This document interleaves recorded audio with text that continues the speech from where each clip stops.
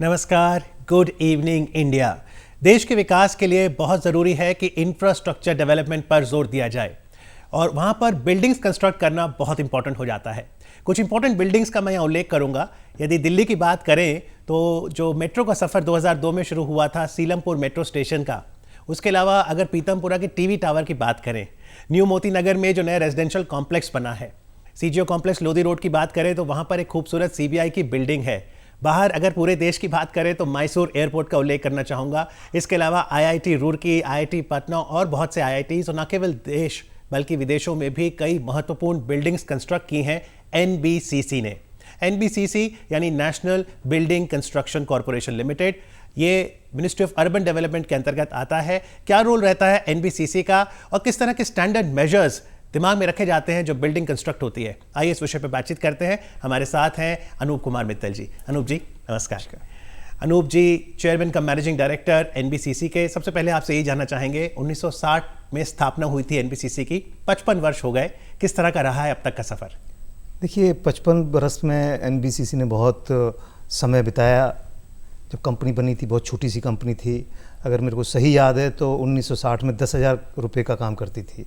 आज कंपनी 5,000 करोड़ रुपए का काम करती है और करीब करीब 30-35 हज़ार करोड़ के काम को वो देख रही है आगे। तो बहुत लंबा सफ़र रहा देश विदेश में पिछले 40 साल से एनबीसीसी काम करती आ रही है। लीबिया, इराक, मॉरिशस, यमन 1976 से शुरू किया था। तो बहुत लंबा सफ़र, उतार चढ़ाव देखे कंपनी ने, बहुत ख़राब स्थिति भी देखी और आज ऐसी स्थिति है कि कंपनी एक नवरत्न कंपनी है। पब्लिक सेक्टर के अंदर नवरत्न का स्टेटस मिलना अपने आप में एक बहुत उपलब्धि है। तो बहुत अच्छा सफ़र रहा और आगे का अब सफ़र, टारगेट यही है कंपनी का कि अब महारत्न कंपनी बने। देश के निर्माण में जितना सहयोग कर सकते हैं उतना किया जाए। जी, आपकी लीडरशिप में एनबीसीसी नवरत्न कंपनी बनी है, उसके लिए हम आपको और आपकी टीम को मुबारकबाद देते हैं। थोड़ा बताइए क्या बिजनेस मॉडल है एनबीसीसी का? क्या आप खुद ये कंस्ट्रक्ट करते हैं या सलाह देते हैं?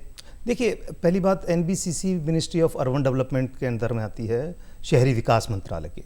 एनबीसीसी को बनाया इसलिए गया था कि जिस संस्था के पास, डिपार्टमेंट के पास इंजीनियरिंग बैकग्राउंड नहीं है, उनके लिए मदद करे एनबीसीसी, उनकी बिल्डिंग्स बनवाए, इंफ्रास्ट्रक्चर के लिए काम करे। तो हम 3 तरह के मॉडल में काम करते हैं। एक, हम जहाँ कॉन्ट्रैक्टिंग करते हैं, ठेके लेते हैं और उसको अपने आप से ही एग्जीक्यूट करते हैं। और उसमें ख़ास तौर पे हम लोग पावर प्लांट्स में काम करते हैं, cooling tower, chimneys, balance of plants. तो हिंदुस्तान में कम से कम 20 जगह हमारे इस तरह के काम चल रहे हैं। एनटीपीसी के लिए काम करते हैं, डिफरेंट स्टेट गवर्नमेंट के इलेक्ट्रिसिटी बोर्ड के लिए काम करते हैं। दूसरा, हम सरकारी संस्थाओं को पीएमसी के लिए कंसल्टेंसी देते हैं, जहां हम कॉन्सेप्ट टू कमीशनिंग उनको सब सहायता देते हैं। डिज़ाइन हमारी टीम करती है, हमारे आर्किटेक्ट करते हैं, उसके बाद सुपरविजन करते हैं, क्वालिटी कंट्रोल करते हैं और बनने के बाद अगर वो क्लाइंट चाहता है तो उसकी मेंटेनेंस भी की जाती है। तो पीएमसी मतलब प्रोजेक्ट मैनेजमेंट कंसल्टेंसी। और तीसरा काम करते हैं रियल एस्टेट डेवलपर के तौर पे। ज़मीन खरीदती है कंपनी, 25-30 जगह भी काम चल रहा है, जहाँ मकान बनाती है और आम जनता को भेजती है, जैसे कि कोई भी डीएलएफ और डेवलपर काम करता है। तो जो हाल ही में न्यू मोती नगर में रेजिडेंशियल कॉम्प्लेक्स आया है वो रियल एस्टेट का उदाहरण हुआ? फिर वो, उसको मैं एग्जैक्टली नहीं कहूँगा, वो एक नया मॉडल हमने शुरू किया है। वो मॉडल ये था कि 100 एकड़ ज़मीन थी, वहाँ पर पुराने मकान थे सरकारी चाणक्यपुरी के अंदर, उनको तोड़ा गया जो 1950 से बने थे और वहाँ नया कॉम्प्लेक्स बनाया जो पूरा ग्रीन कॉम्प्लेक्स है।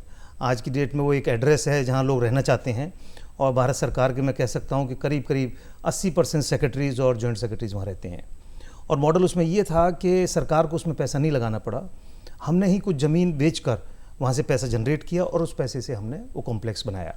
इसी तरह का एक कॉम्प्लेक्स अब डेवलप कर रही है कंपनी किदवई नगर में, जो एम्स के सामने है, दिल्ली में है, रिंग रोड पर। वहाँ हम 5,000 मकान बना रहे हैं और वहाँ मॉडल भी यही है कि सरकार उसमें पैसा नहीं लगा रही है। उसकी कंस्ट्रक्शन करीब 5,000 करोड़ की होगी और उसके अंदर 15 लाख स्क्वायर फीट हमने ऑफिस बनाए हैं, जिनको हम डिफरेंट संस्थाओं को लीज पर दे रहे हैं और उससे वो पैसा कलेक्ट कर रहे हैं। तो इसे हम नया मॉडल कहते हैं, रीडेवलपमेंट ऑफ ओल्ड प्रॉपर्टीज़। तो कंपनी इस तरह के काम करती है और ये देश में हर स्टेट में काम करती है, नॉर्थ ईस्ट से लेके कन्याकुमारी से लेकर जम्मू कश्मीर तक। और देश के बाहर हम 5 देशों में हमारी प्रेजेंस है। मालदीव में, अफ्रीका में बोट्सवाना एक कंट्री है, टर्की में हम काम करते हैं, मलेशिया में, ओमान में अभी हमने नई कंपनी खोली है।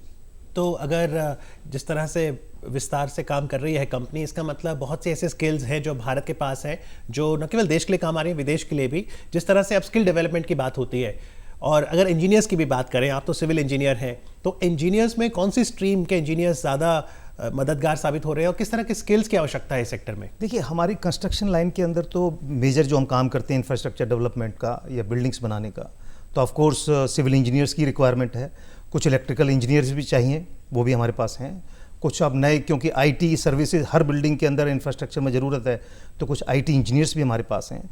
और हम अपना एक स्किल डेवलपमेंट सेंटर चलाती हैं एनबीसीसी गिटॉर्नी में, जहाँ पर हम अपने वर्कर्स को स्किल डेवलपमेंट करते हैं उनकी, और अपने कॉन्ट्रैक्टर्स की भी जो लेबर है उसका भी स्किल डेवलपमेंट करते हैं। और अब कंपनी ने ये शुरू किया है कि जहाँ जहाँ हमारे प्रोजेक्ट्स हैं दूर दराज में, वहाँ पर साइट पर भी हम उनका लोकल जितनी पॉपुलेशन है, यूथ है, उसको हम लोग ट्रेनिंग देते हैं, सो दैट वो कंस्ट्रक्शन में हमारे लिए सहायता मिले और उनको रोज़गार भी मिले। तो जो भी कंस्ट्रक्शन अब तक हुई हैं, अगर हम स्टैंडर्ड मेजर्स की बात करें तो किन बातों को ध्यान में रखा जाता है बिल्डिंग डिज़ाइन करते समय, उनका निर्माण करते वक्त? देखिए, बिल्डिंग निर्माण करते हुए सबसे ज़रूरी तो ये है कि पहले सॉइल की कैपेसिटी क्या है, उस सब चीज़ की हमारी पहले सर्वे करती है टीम, सॉइल टेस्टिंग करती है। फिर उसको डिज़ाइन किया जाता है कि वो अर्थक्वेक जोन कितना, सीज्मिक जोन कहते हैं उसे, तो उसको झेल पाएगा नहीं झेल पाएगा। उन सब चीज़ों को ध्यान में रखते हुए बिल्डिंग का आर्किटेक्चर डिज़ाइन होता है, उसके बाद उसका स्ट्रक्चर डिज़ाइन किया जाता है और फिर सारी सर्विसेज प्रोवाइड की जाती हैं। अब हमने ये और करना शुरू किया है कि सभी बिल्डिंग्स के अंदर ग्रीन नॉर्म्स को ज़रूर हम इंक्लूड करें, चाहे वहाँ मटेरियल जो यूज़ किया जा रहा है, अगर वो ग्रीन मटेरियल है, अगर सॉइल ग्रीन, आई मीन जितनी भी एक्सकेवेशन करते हैं तो कोशिश ये की जाती है कि उसी का भराव दोबारा से किया जाए।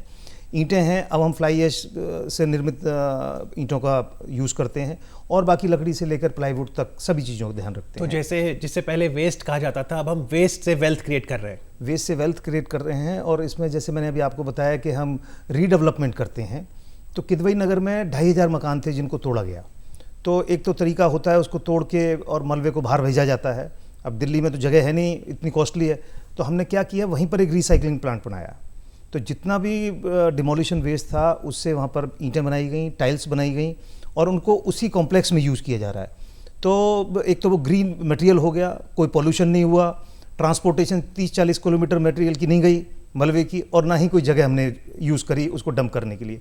तो इस तरह के नए नए इनिशिएटिव्स कंपनी ने लिए हैं पिछले 2-3 साल के अंदर, और वो बहुत कामयाब रहे हैं। जी अनूप जी, बीते कल नई दिल्ली के विज्ञान भवन में department of space, government of India और इसरो की एक नेशनल मीट थी कि कैसे आप स्पेस टेक्नोलॉजी को यूज़ करें प्लानिंग के लिए। प्रधानमंत्री ने भी कहा कि गुड गवर्नेंस के लिए प्लानिंग बहुत ज़रूरी है और स्पेस टेक्नोलॉजी का हम लोग इस्तेमाल करें। तो जैसे बिल्डिंग का निर्माण होता है, आप कह रहे हैं सॉइल हमने देखनी है, फिर इको फ्रेंडली बनाना है, तो क्या धीरे धीरे हम स्पेस एप्लीकेशंस को भी हम मद्देनजर कर रहे हैं? जैसे भुवन एक जियो पोर्टल है, वहाँ से कुछ हमें इमेजेस मिल जाएँ।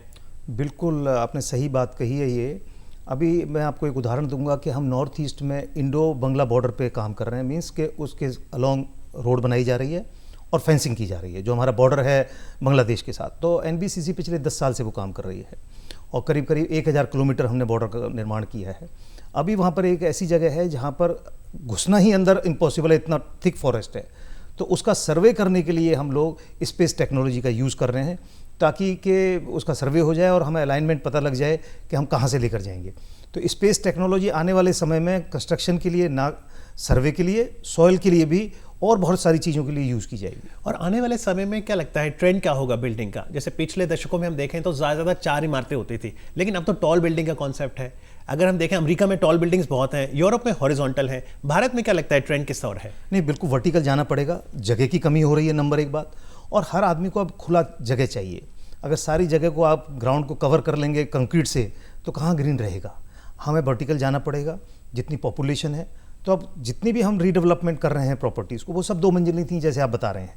अब उनको 20 मंजिल बनाया है हमने किदवई नगर में, और दिल्ली की जो टॉलेस्ट एक बिल्डिंग हम प्लान किए हैं डीडीए के साथ कड़कड़डुमा में, वो 100 मंजिल की बिल्डिंग प्लान किया है।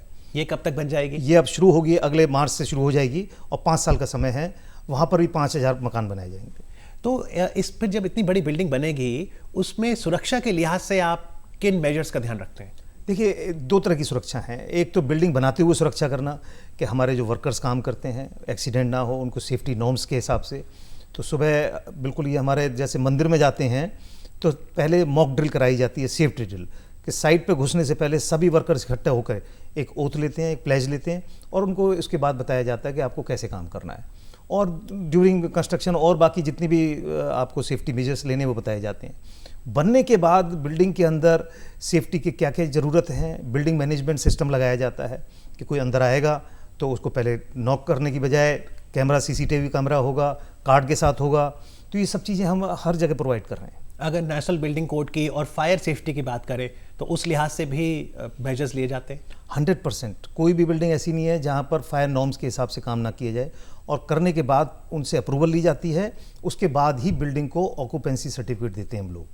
और उसके बाद ये भी तय है कि मैनुअल जब दिया जाता है कि हर 3 महीने बाद उसमें ड्रिल की जाती है, जितने लोग रहते हैं, चाहे वो ऑफिस है या रेजिडेंशियल कॉम्प्लेक्स है, तो उन सबको उसके बारे में बताया जाता है। चाहे देश में कोई एक्सीडेंट हुआ हो बिल्डिंग गिरने का या विदेश में, क्या हम उसको भी स्टडी करते हैं कि आखिरकार वहाँ क्या गलत हुआ, कुछ लर्निंग्स हम ले सकें अपनी आने वाली कंस्ट्रक्शंस के लिए?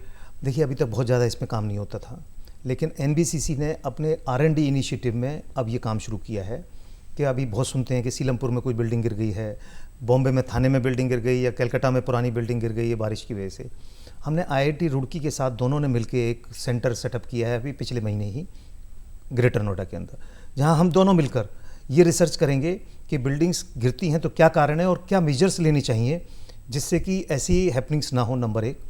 और अभी क्या है कि हर बिल्डिंग को बनाने में आप देखते हैं 3 साल लगता है, 4 बरस लगते हैं, और हम सब लोग बात करते हैं विदेशों में जाके कि 12 महीने में बिल्डिंग बनती है।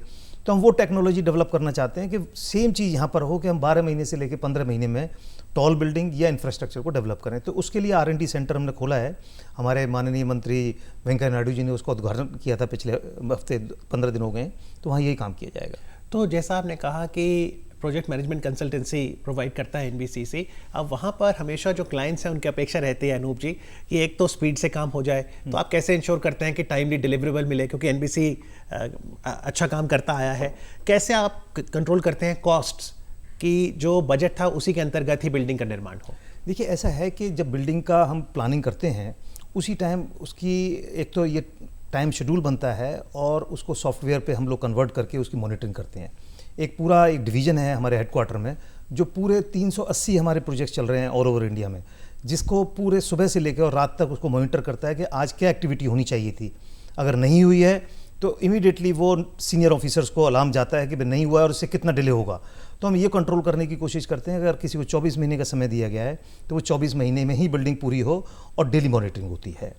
और जहाँ तक कॉस्ट के बारे में बात है, तो बिल्डिंग को पहले या किसी इंफ्रास्ट्रक्चर को डेवलप करने के पहले हम लोग एस्टिमेट बनाते हैं जिसका अप्रूवल होता है सरकार से, और उसको हर मौके पे हर महीने उसकी कंट्रोलिंग की जाती है कि कॉस्ट जितनी एनविसेज की थी उससे ज़्यादा तो नहीं बढ़ी है, क्वांटिटीज़ तो नहीं इंक्रीज़ हो गई हैं, या कोई एस्केलेशन तो नहीं हुआ है।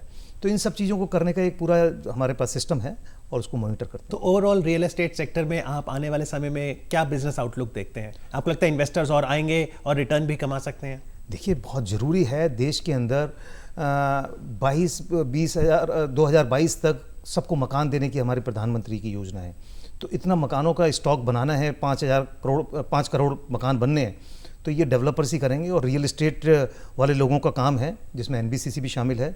तो बहुत ज़रूरत है और इन्वेस्टर्स भी आएंगे, और ये रियल एस्टेट जो मार्केट अभी लगता है लोगों को डल है, वो उठेगी, शुरू हो जाएगी। पर 2022 में अगर ये सपना पूरा होना है, लो अफोर्डेबल हाउसिंग, ताकि हर किसी को घर मिले, एक छत हो, तो कंपटीशन इश्यूज कैसे देखते हैं आप कि मोनोपोली ना हो, किसी भी एक ऑर्गेनाइजेशन की कंपटीशन हो और उसका फ़ायदा सीधा सीधा जो है कस्टमर को मिले? बिल्कुल मोनोपोली नहीं है। हर जगह आप देखेंगे कि 100 डेवलपर काम कर रहे हैं एक शहर के अंदर, बड़े शहर के अंदर 5000 कर रहे हैं। अब कंपटीशन तो इतना है कि आप एक प्लॉट के बाद देखते हैं दूसरा नए प्लॉट पे दूसरा डेवलपर आता है, तो बहुत कंपटीशन है। और इसीलिए देखिए मार्केट के अंदर अगर आप देखें मकानों के रेट पिछले 5 साल में कम ही हुए हैं, बढ़े नहीं हैं। तो ये तो कंपटीशन रहेगा, नॉट ओनली कॉस्ट की वजह से, क्वालिटी एक बहुत बड़ा इशू है कि हर इन्वेस्टर को पहले क्वालिटी चाहिए, बाद में कॉस्ट की बात करता है। लेकिन एक कॉस्ट एलिमेंट का मैं ज़रूर आपसे जिक्र चाहूँगा। कई बार लोग एक ग्रीवांस रखते हैं, ये बहुत अच्छी बिल्डिंग बन गई, लेकिन उसमें दिन की रोशनी का इस्तेमाल ही नहीं हो रहा, और इसीलिए बिजली का खर्चा 15 से 20 लाख।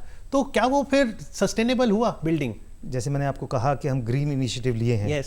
तो उसके अंदर एक सबसे अहम मुद्दा ये है कि नेचुरल लाइट जितनी यूज़ की जाए, 30 से लेकर 40% जितनी बिल्डिंग्स हमने, जैसे आपने CBI हेडक्वार्टर का जिक्र किया है, उसके अंदर 40% नॉर्मल जो बिजली कंज्यूम होनी चाहिए उससे कम होती है। तो ये इनिशिएटिव इस तरह है कि कुछ बिल्डिंग्स अब हम इस तरह डिज़ाइन करना चाहते हैं जिसके अंदर 80% बिजली का बिल का रिडक्शन हो। Not only natural light, air conditioning एक बहुत बड़ा खर्चा है आज की जो ज़रूरत हो गई है, तो उसको भी हम कोशिश कर रहे हैं कि किस तरह से नीचे से ज़मीन से उसको टैप करें, और ज़मीन के नीचे जो ठंडक है, जो मैं आपको लेमैन के तौर पे समझाऊंगा, उसको यूज़ करते हुए एयर कंडीशनिंग की जाए। ना कि आप एयर कंडीशनर लेकर आए और बिजली लगा दी, उससे पोल्यूशन भी हुआ और बिजली का भी खर्चा हुआ। तो ये जो हमारे पुराने ज़मानों में घर में ठंडक रहती थी, नीचे से लेके आते थे अर्थ से, वो हम सिस्टम यूज़ करने की कोशिश। और कौन कौन सा इनोवेटिव प्रयोग हैं जो एनबीसीसी एक तरह से लीडर हो सकता है इस सेक्टर में? देखिए, सबसे बड़ा प्रयोग तो एक ग्रीन का है जी, और दूसरा है फास्ट कंस्ट्रक्शन। जो हमारा 3 साल का एक एस्टिमेट होता है कंस्ट्रक्शन में, आप सब जगह देखेंगे 3 साल की बात करते हैं तो 5 साल चलती है। अब मेट्रो जो जितनी भी टारगेट्स हैं उसके मुताबिक हो रहा है काम। जैसे हमने किदवई नगर का जिक्र किया, आपको 5000 मकान बना रहे हैं, तो उसका अगर हमारा आज का एस्टिमेशन है तो हम से कम 20% टाइम से पहले काम कर रहे हैं। तो ये सबसे बड़ा इनिशिएटिव है। उससे एक तो आपको प्रॉपर्टी जल्दी मिलेगी और कॉस्ट ओवररन नहीं होगा, एस्केलेशन नहीं होगा। एक चीज़ हमने देखी अनूप जी कि पहले शटरिंग अलग तरीके की होती थी, अब आपका मान लो 5th 6th फ्लोर बन रहा है तो नीचे 1st 2nd में पॉलिश और वार्निश भी हो रहा है, तो वहाँ पर भी प्रगति हुई है। अब बहुत ज़्यादा प्रगति हुई है, तभी जाकर ये बिल्डिंग जो 5 साल में बननी थी वो अब 2-2 साल में बननी शुरू हो गई हैं। लेकिन अभी बहुत स्कोप है उसको ठीक करने का। हमारा टारगेट ये है कि जो बिल्डिंग हम बनाते हैं उसमें 12 महीने से 15 महीने से ज़्यादा टाइम नहीं लगना चाहिए। इनिशिएटिव में एक बहुत बड़ा इनिशिएटिव लिया हमने न्यू मोती बाग में। जितना भी सीवर है उस कॉलोनी का, उसको हम कहीं म्यूनिसिपल कॉरपोरेशन में नहीं भेज रहे हैं, कभी यमुना के अंदर नहीं डाल रहे हैं, उसको वहीं पे टैप किया जाता है, उसका ट्रीटमेंट किया जाता है और रिसाइकिल वाटर को उसी जगह यूज़ कर रहे हैं। तो वाटर की कंजम्पशन 50% हो गई, सीवर लाइन के अंदर नहीं डल रहा है, सीवर का टैक्स खत्म हो गया, और आपका शहर और आपकी नहर या रिवर वो पोल्यूशन से बच गई। जी, तो अनूप कुमार मित्तल जी से आज हम बातचीत कर रहे हैं, जो कि सीएमडी हैं एनबीसीसी के, जो कि एक नवरत्ना कंपनी है, केंद्रीय उपक्रम है। आने वाले समय के लिए क्या लक्ष्य हैं, किस तरह की चुनौतियां हैं? देखिए, आने वाले लक्ष्य तो सबसे बड़ा हमने कहा कि हम इस कंपनी को उस ऊंचाई पर लेके जाना चाहते हैं। महारत्ना मैंने जैसे कहा, उसका नाम देने से ये होता है कि आपका एक सेट टारगेट है कि आपको कितना काम करना है उसके लिए। आज हमारी टर्नओवर 5000 करोड़ है। हमारा टारगेट है कि अगले 5 साल के अंदर ये 15000 करोड़ रुपए की टर्नओवर की कंपनी हो। नंबर 2, जितनी भी गवर्नमेंट की स्कीम्स हैं और ख़ासकर अफोर्डेबल हाउसिंग या स्वच्छ भारत में सफाई या सीवेज ट्रीटमेंट, उन सब चीज़ों के अंदर एनबीसीसी कंट्रीब्यूट करना चाहती है। कॉर्पोरेट सोशल रिस्पॉन्सिबिलिटी में भी कंट्रीब्यूट करें, सीएसआर वो तो अलग मैं बात करूंगा, लेकिन जहाँ तक बिजनेस की बात है, एक हमारा लक्ष्य यह है कि जो अब 900 शहर सरकार ने डिक्लेयर किए हैं, जिसमें मैक्सिमम से मैक्सिमम एनबीसीसी कंट्रीब्यूट करे और कुछ शहरों को स्मार्ट सिटी बनाए रियल सेंस में। बिजनेस के अलावा सीएसआर एक्टिविटीज़ करते हैं हम लोग। हर साल हमारा एक बजट है, कहीं टॉयलेट है। अभी जो आप इनिशिएटिव देख रहे हैं, टॉयलेट्स बन रहे हैं, एनबीसीसी पिछले 5 साल से गर्ल्स स्कूल्स के अंदर टॉयलेट्स प्रोवाइड करती है सीएसआर एक्टिविटी के अंडर। गर्ल्स स्टूडेंट जो लड़कियां गरीब हैं और दूर दराज के इलाके में हैं, जैसे हमने 3 जगह चुनी, झारखंड, बिहार और नॉर्थ ईस्ट, वहाँ की लड़कियों को हम लोग वजीफ़ा देते हैं पढ़ाई के लिए, और 1 साल नहीं देते जब तक कि उनकी एजुकेशन पूरी नहीं हो जाती। तो इस तरह के हम अलग तरह के इनिशिएटिव लेते हैं बजाय सड़क बनाने के, नाली बनाने के सीएसआर में, जिससे वाकई में लोगों को फ़ायदा हो। और तीसरा फाइनली स्किल डेवलपमेंट, जो कि हमारी अपनी ज़रूरत है, क्योंकि कंस्ट्रक्शन के अंदर अभी भी अनस्किल्ड लोग काम करते हैं। आप लोग घर बनवाते हैं, आप देखते हैं कि मिस्त्री क्वालिटी ठीक नहीं है, आप कहते हैं कारपेंटर अच्छा नहीं है, तो वो इसी वजह से नहीं है कि हमने अभी तक उनको डेवलप नहीं किया है। वो उसके अंदर हम बहुत काम कर रहे हैं, क्योंकि वो अल्टीमेटली हम भी यूज़र हैं उसके, क्योंकि जितना स्किल डेवलपमेंट करेंगे वो अल्टीमेटली हमारे जैसे लोगों के पास आएगा। तो ये 3 चीज़ें हम लोग कर रहे हैं। जी, तो आपको इन सभी चीज़ों के लिए और लक्ष्यों के लिए बहुत बहुत शुभकामनाएं, और हमारी उम्मीद है कि बहुत जल्द एनबीसीसी महारत्ना कंपनी भी बन जाएगी। आज चर्चा करने के लिए अनूप जी आपका बहुत बहुत धन्यवाद। थैंक यू भाई।